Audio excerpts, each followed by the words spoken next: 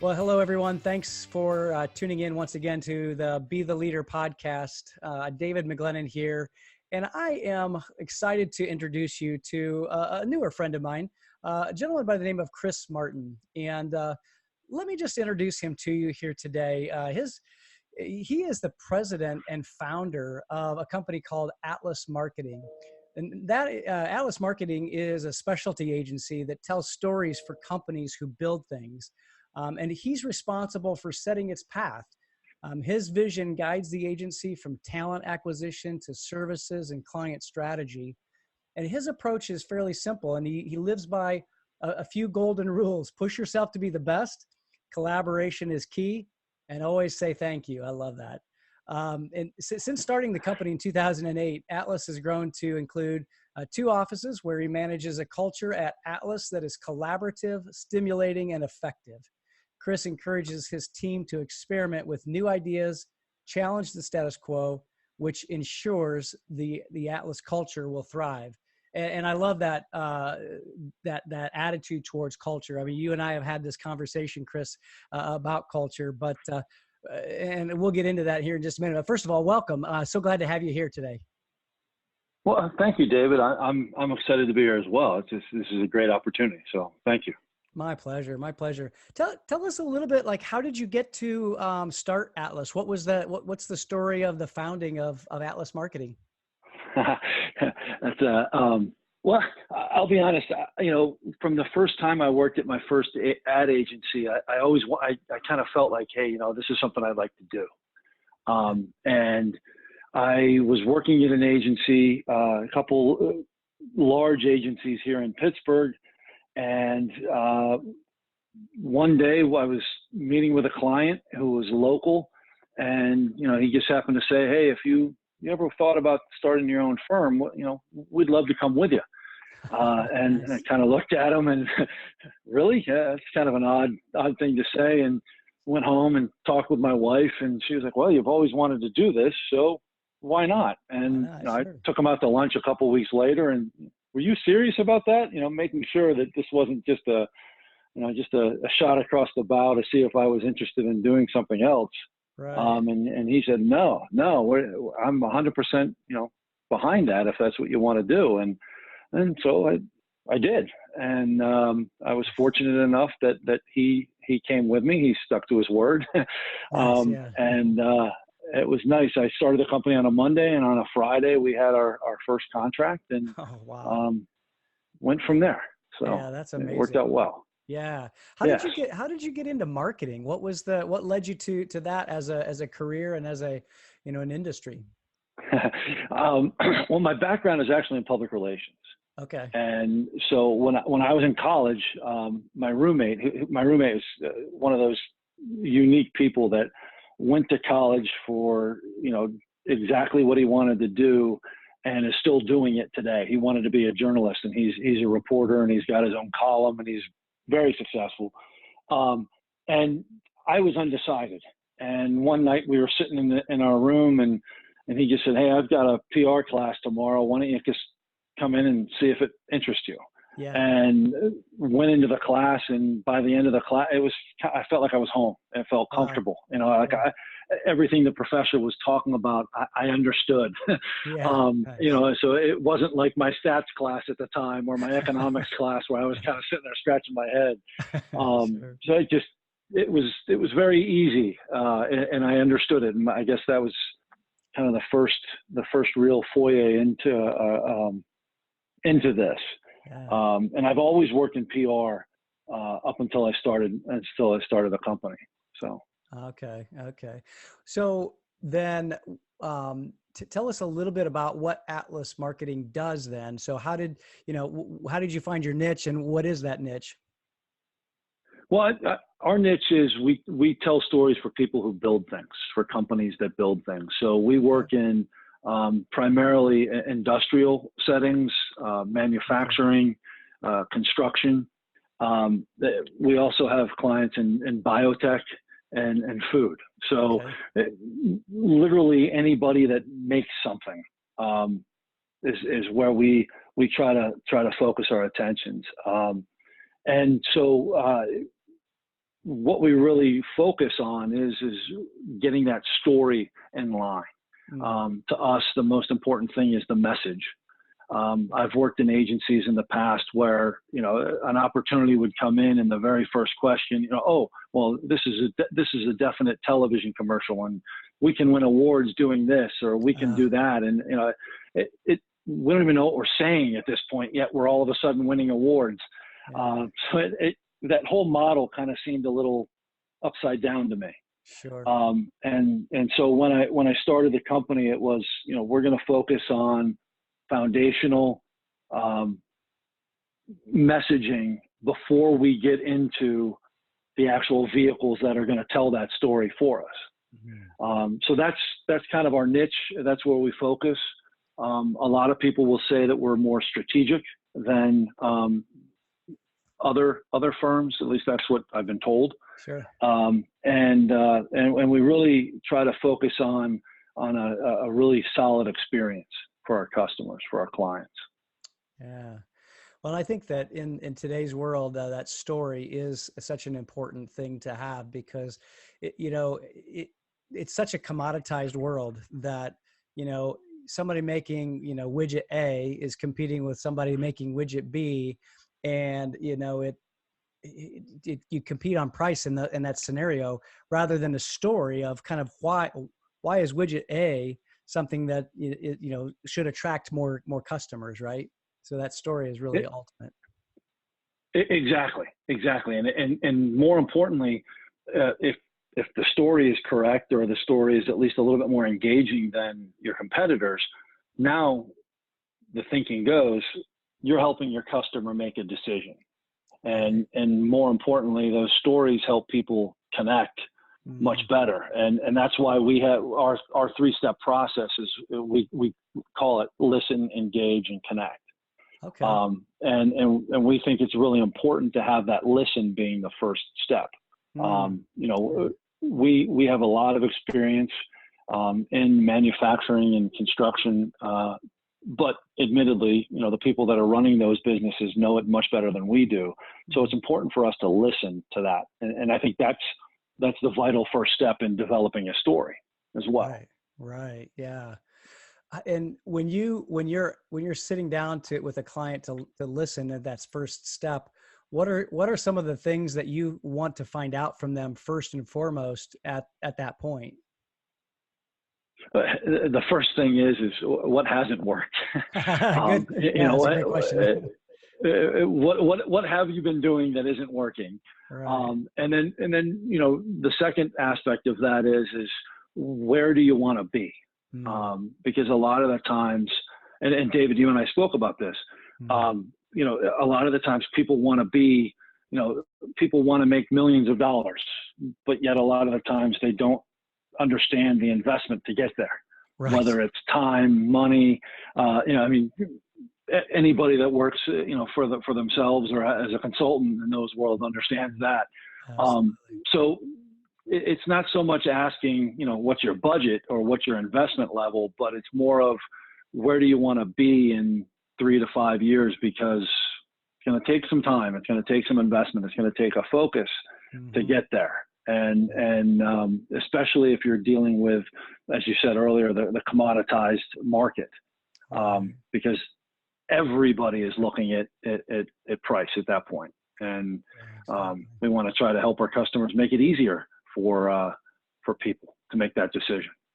Yeah, that makes a lot of sense.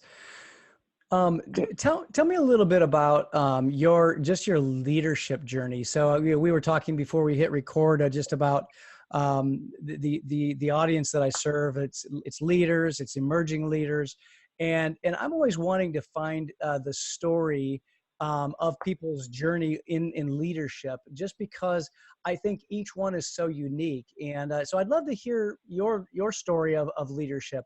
How have you grown in your career, and maybe just take me through that path a little bit, if you would. Sure, sure. Some people would say I haven't grown at all, but, Well, we're not talking to it your depends wife. on who you talk about. Yeah, exactly, exactly. Thank you. Yeah, that's what But my wife would have said. yeah.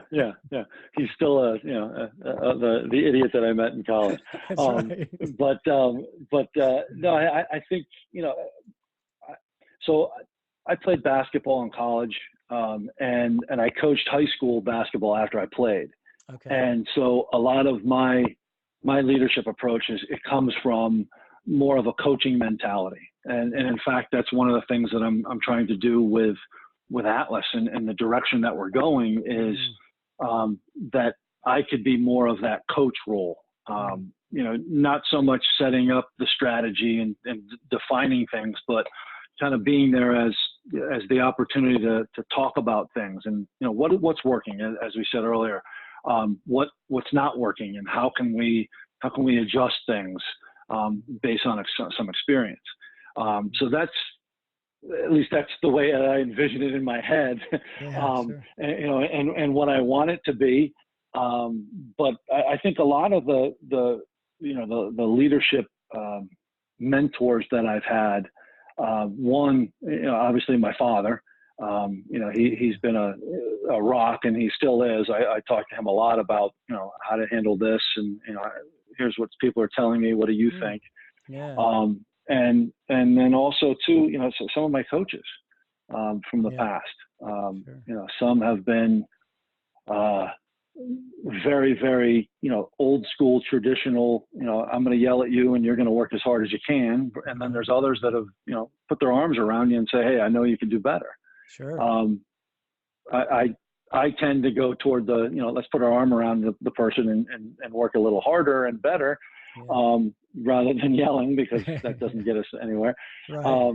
But I recognize too that I'm getting probably too far in the weeds here, but No, this is great. but that's where, okay, good.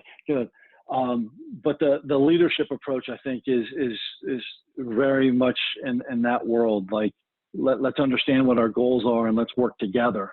And I think that's one of the big things too at Atlas Marketing is that we are a team, we're a family, and we're going to work really hard for our clients and our customers.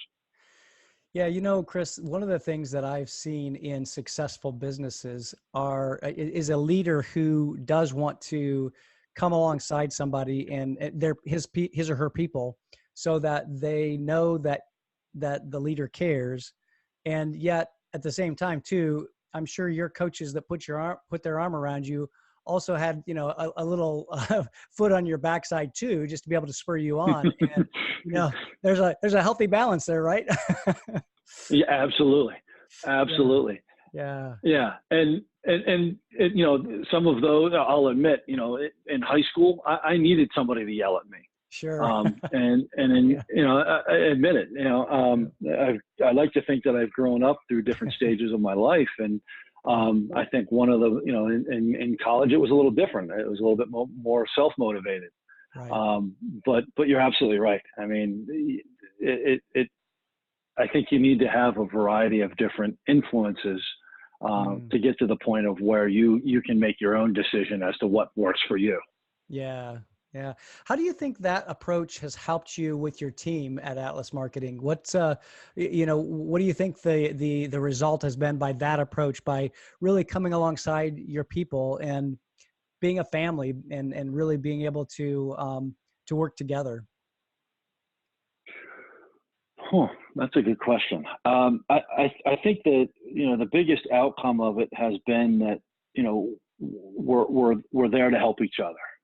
When at certain times, folks on the team have a little bit more work on their plate than others. And I'm hearing a lot of, hey, my day's looking pretty slow. Well, how can I help you? Which I think is very key to a successful team. And then also too, just having team members recognize that, hey, she's having a bad day today. Let's go help her out. Let's talk a little bit, or what?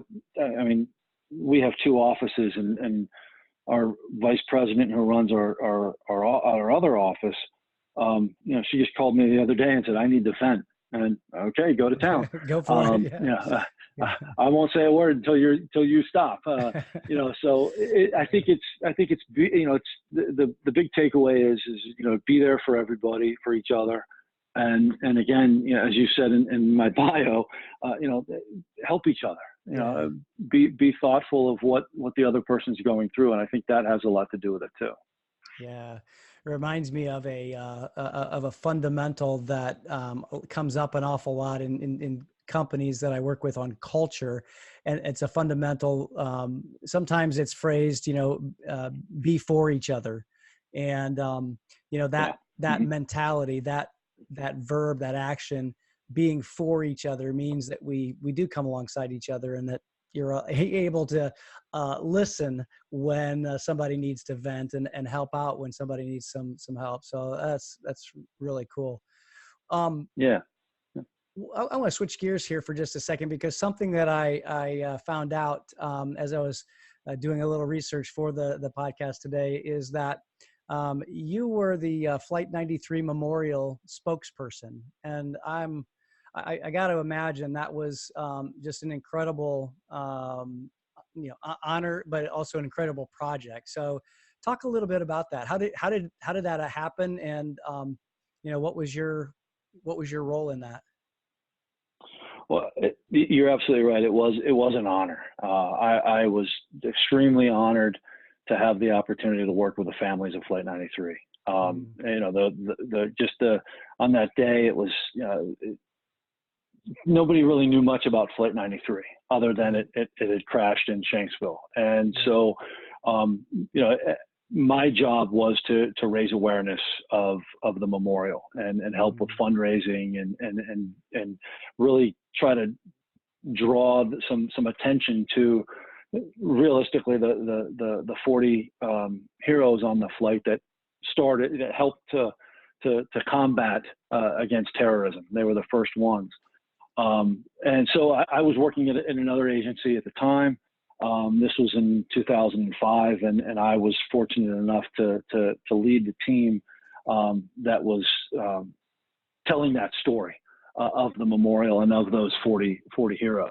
And it had everything from emotion to stress, headaches, but at the end of the day, you really knew you were helping. You were doing something historic, but also really, really good for the history of the people that were on that flight.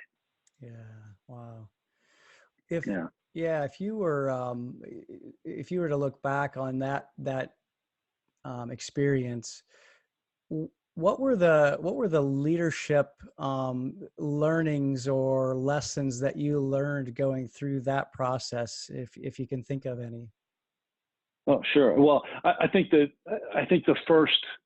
real first leadership tip, if you will, you have to put emotion out of anything you're doing. I have to be honest with you, David. I don't really like to talk about Flight 93 that much. I'm sure. No, and it's just and the reason for that isn't so much that I don't want to talk about it here. It was a while ago, but more importantly, it was also I just don't want anybody to think I'm taking advantage of a historical event. But I think the leadership, to answer your question, the leadership challenge was literally removing emotion. I had a team of 4 or 5 people working with me, and a lot of the times we had the ability to listen to the flight box recordings before they were published, and yeah, exactly. Trying to keep that focused.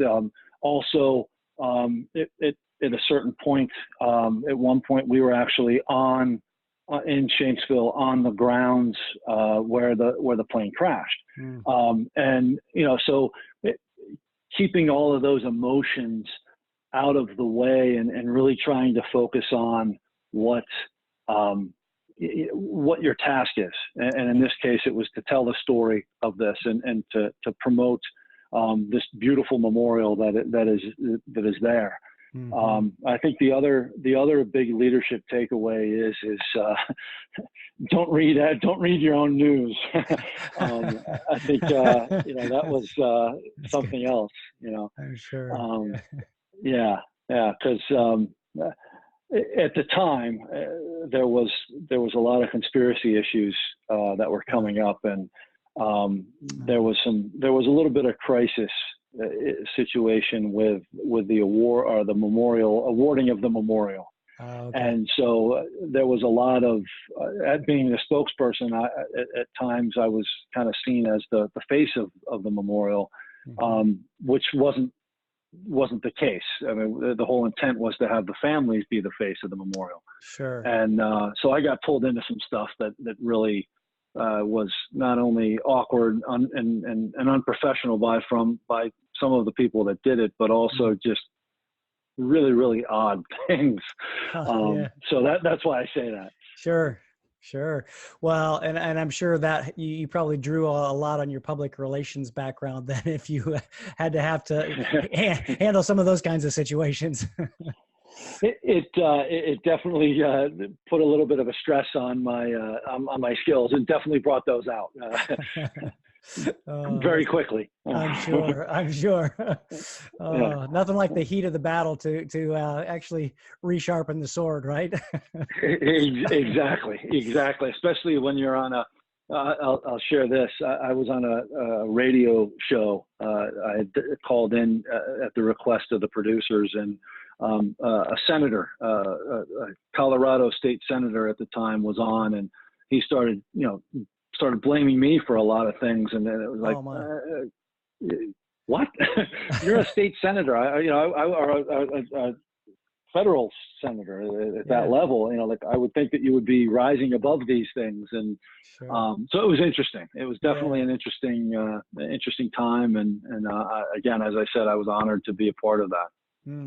Yeah, those experiences, I think, are always, it's always interesting to kind of reflect on those and hear stories like that, just to find out, what people have learned going through a difficult time, but also a very important job and role as well. So I appreciate you sharing that. And I really do appreciate you going into that. If I'll kind of switch gears here on you, and just let's kind of go to something a little bit maybe more comfortable, but as you talk about as you think about your business, this maybe not as comfortable, but as you think about your business starting out, what would you tell your younger self or your earlier self as you were starting your business that you wished you would have known back then? Oh, that's a good question. Well, I actually started the company in 2008. So I think the first thing was I would tell myself, wait a couple of years. Don't start in a recession, right? Yeah. But yeah, that actually added a lot of sleepless nights, but that's a whole other story. I think, the first thing, starting out, it was institute processes right away. One of the big things that we got projects and contracts came in, and which was fortunate, but at the same time, it was literally, okay, here's my to-do list today. Let's just get through the day. And 11 years on, I see the value of having processes and making sure that people are doing things in a methodical, detailed way. I think that's important. I think the other side of it too is really thinking ahead. Starting out, it was just like any business. It is, let's just get as much as we can and stay afloat. To the point now where it's, where is the economy? Is another recession coming? How do we impact that? How do we prepare for that? Sure. And what is going to be the impact on us, our employees, our team, and our clients too, so that we're prepared for that. Those two things I think would be the two items that I would tell myself, definitely. Yeah, no, that's great. So institute processes and look ahead. I love that. That's really good. So as you look at your own personal growth and development as a leader, as a president of your company, how do you invest in yourself? How do you take that and really grow yourself? Well, that another great question. You got all these questions, David. These are fantastic. That's why I'm a coach. Yeah, exactly. That's why you're doing this.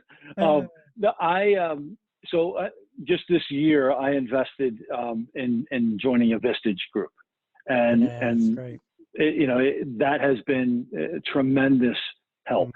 It's been a great resource. I've made some amazing friends, and so the nice thing there is I'm not alone.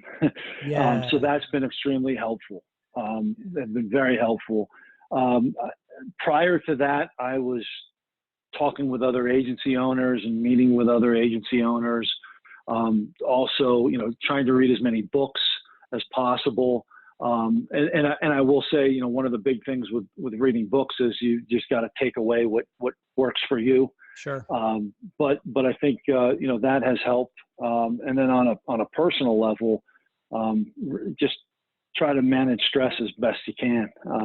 Really looking at whether it's exercise, food, diet, those type of things. I've actually become shocking. I mean, my college roommate I think would be shocked by this, but I'm actually a morning person now. I get up at 5 o'clock in the morning. Right and I think that's awesome. been helpful. Yeah. I'm not doing an Ironman like yourself, but I'm not. My body's not built that way. But getting up and getting ready to make a success. That's one of the things that I've been really trying to focus on here in the last few months is start my day off with a success. And to me, that is going to the gym and whether it's, running, setting moving the needle just a little bit more for myself, that to me is a success. So I can apply that then during the day. And that's been helpful.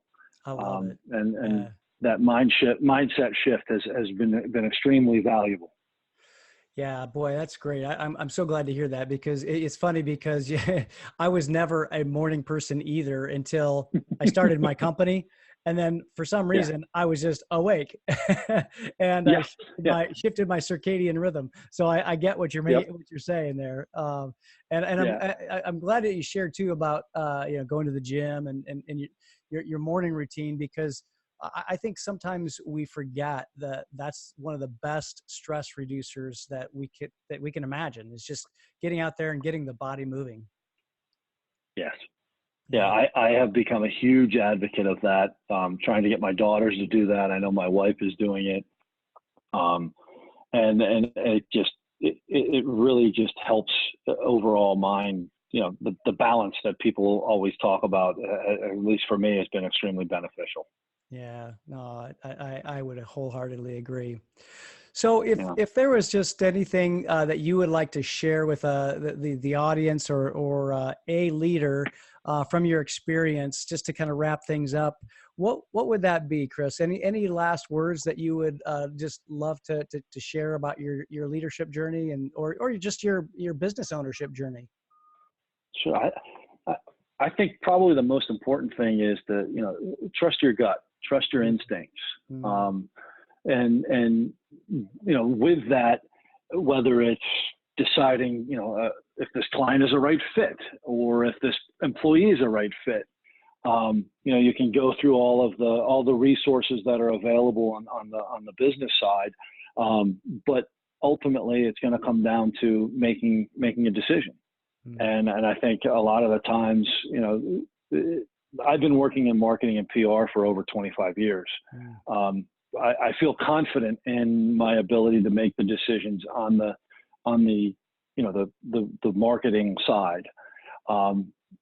sometimes on the business side, I will admit the motivation kind of gets a little weak, gets dragged. And so I think that would be the big thing is, trust your gut. You've gotten to a certain point, and you've just got to keep true to what you want to do as well. And that I think will push you through. Yeah, that's great advice, Chris. Great advice. How can people get a hold of you or you find out more about Atlas Marketing? Well, you can visit our website, atlasstories.com. You can email me. It's chris@atlasstories.com. And if you're on our site, you can talk to our Atlas bot, our little chat bot on the site.